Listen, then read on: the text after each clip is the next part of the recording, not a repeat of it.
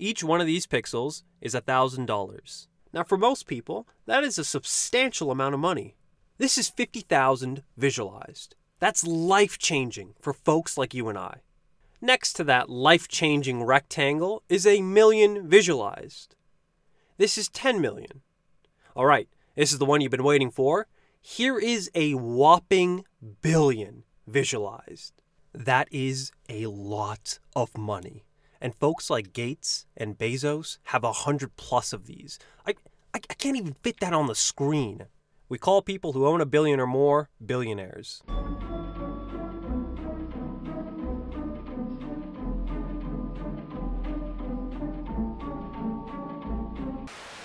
There's a lot of discourse swirling around the topic of billionaires and whether or not this kind of wealth in private hands should exist. This debate has thus far been drowned by liberal voices, both conservatives and progressives. Here we're going to lay out the socialist case against billionaires. Before laying out the socialist case, it's important we come to understand the conservative arguments used to justify billionaires. These arguments and justifications all make appeals to the good billionaire. This idea that sure there may be bad billionaires who may do bad things, but there are many good billionaires who are self-made, who donate their wealth to charities, who create jobs, innovate, create great things for society, and so on. These are good billionaires who use their wealth for good. Why should we demonize these actors and take away their wealth? It's not particularly hard to expose these points as lacking, and liberal progressives do a decent job of highlighting this. Let's quickly run through them. The title of self-made billionaire is often misleading. When you have wealth to begin with, it's not terribly hard to turn out more wealth, to turn 100 million into $1 billion. Kylie Jenner is an apt example of this. In addition to the lucrative tax deductibles and exemptions associated with charitable donations, so billionaires don't have to pay their fair share, these charitable donations allow billionaires to directly control how their donations are used. Pursuing niche pet projects, slapping their names on buildings, buying portraits of themselves, all while avoiding any structural changes which might jeopardize the very economic system which has benefited them and continues to do so. Job creation doesn't mean much when the jobs you are creating are more precarious, lower paying, and more taxing, forcing workers to juggle multiple jobs just to stay afloat. And it's not that these billionaires innovate, so much as these are the actors who most successfully find ways to monetize innovations, most often monetizing innovations from the public sector and happily accepting the public image of an innovator. Now, as solid as these counter-arguments may be, progressives genuinely struggle to argue against the perfect billionaire, an actual rags-to-riches billionaire, a billionaire who not only pays their fair share of taxes, but advocates on paying more, a billionaire who earnestly donates their wealth with no ulterior motives or gains. And here's the fundamental issue with liberal progressive arguments advocating the abolition of billionaires. They all rest on the idea that every single billionaire has committed some morally reprehensible act in their record or has the power to. Interference with democracy, abuses of workers, tax dodging, and so on. The existence of just one perfect billionaire entirely kneecaps this progressive argument. Even just the possibility that there can feasibly exist this perfect billionaire who uses their power for good seriously undermines the argument. And what ends up happening is that progressives are burdened with finding dirt in the records of every single billionaire. Otherwise, if they can't do that, the existence of billionaires is okay, and the real issue is just getting bad billionaires to behave. The socialist argument is straightforward. This wealth was never theirs to begin with. The wealth of these billionaires was generated by the workers. You know what, Mr. Bloomberg, it wasn't you who made all that money. Maybe your workers played some role in that as well. No one individual single-handedly does $1 billion worth of labor. Bill Gates is not the one generating $1 million worth of work while he takes a mid-afternoon nap. It's generated by those actually sowing and mining, by those assembling the products and transporting the products, by those on the ground doing the work on subsistence wages. I've thoroughly described this relationship of exploitation between the property owner and the worker in my previous videos. But the basic idea is that these workers are generating more value than they're being paid, and it's this surplus value generated which is the origin of profit for the property owner. If the property owner paid their workers exactly the value they generated, there'd be no reason to hire the worker in the first place. This relationship of exploitation is the basis upon which capitalism exists.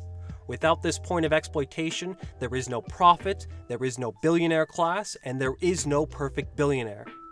What's the solution? Progressives propose taxation as the primary answer in addressing wealth inequality and dissolving the billionaire status. Not only is taxation an increasingly harder feat to accomplish, thanks to our globalized economy in which evading national taxes has never been so easy, but even if these taxation efforts manage to eliminate billionaires, the problems associated with billionaires would still remain.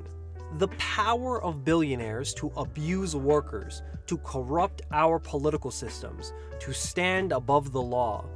All these powers don't lie in the amount of money these billionaires have, but rather lies in the fact that they are property owners, unelected, unaccountable individuals who get to privately dictate all economic decisions. And folks like Zuckerberg are acutely aware that their power lies in their private ownership, and it's why they're more than willing to have taxes raised. Oh, congratulations! Bezos is no longer a billionaire but a millionaire. But because he still privately owns Amazon, he can still do very cool things like bend elected politicians to his will by promising to bring jobs to their city or state if they pass certain laws and repeal certain others. Billionaires are a symptom, and you're not going to cure a disease by treating symptoms. Private property's gotta be abolished. And I'm not talking about your toothbrushes, calm down. I'm talking about the means of production. The stuff that produces stuff. Stuff, which I might add, everyone needs or else they die. Seriously, ask yourself, why do we just let private, unelected, unaccountable individuals claim private ownership over these things and let them just passively live off of our collective labor? The means of production must be freed from the private dictation of individuals and put under the democratic control of the working people, as opposed to having the wealth generated by the workers pocketed by private racketeers so they can buy their third yacht or whatever. Workers under a democratic economy can be paid proportionately to the labor they contribute. The harder you work, the more you're paid. If you want to lead a lavish lifestyle, you've got to work for it, bud. Workers can then debate and hold votes to decide how the remaining surplus in wealth should be used. Whether they want to invest more into developing this or that sector of the economy, to properly fund robust public research and innovation, to further develop labor-saving technology, to improve healthcare services, to tackle public emergencies, and so on. You know, the most rational thing to do in a civilized society, as opposed to having the public completely at the mercy of private individuals and their feelings of generosity that day. I just want to make a quick point now that we have a lot of these cases and solutions laid out.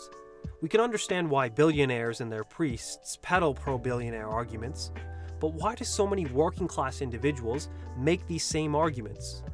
The working classes have an intuitive understanding that all around them, freedom doesn't exist unless you're rich.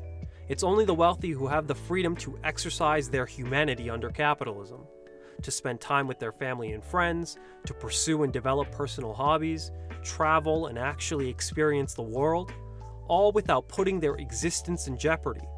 The freedom to exist as a human being becomes synonymous with being rich under capitalism. So when naive progressives come along, talking about the immorality of being a billionaire, and by proxy, the immorality of being rich, progressives are unwittingly attacking a freedom many desperately yearn for. And with their plan to tax away wealth, they're telling the worker if they ever do get this freedom, they're going to snatch it away and condemn them back to a life on the treadmill. So you can understand why many workers are so quick to defend the rich, to defend billionaires, picking up whatever argument they can in an attempt to defend the freedom they one day hope to have. Contrast this to the socialist argument and solution. The socialist is not attacking wealth in and of itself. The socialist is pointing out that those who are wealthy did it off of your labor, and that our economy ought to earnestly adhere to the principle that those who work more should be paid more. You could support me on Patreon and join these lovely peeps. Look at them.